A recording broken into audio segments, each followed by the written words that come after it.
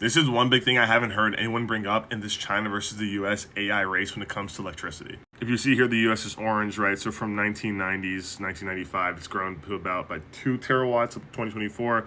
China was kind of stable, steady, but around the 2000s kind of taken off.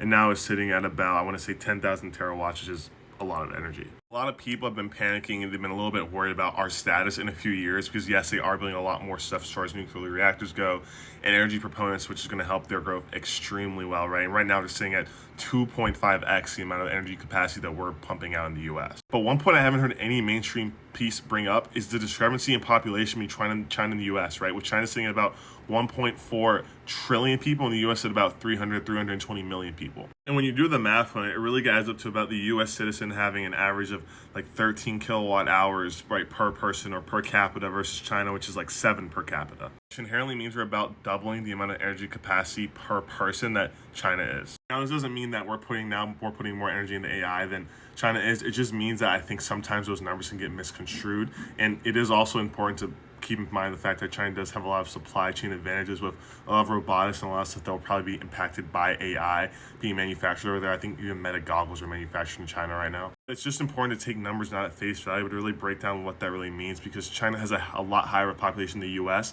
which would logically mean it would have more energy because how they be able to sustain their nation without it. But sometimes they can get pushed into something to do with the AI race, which may or may not be true.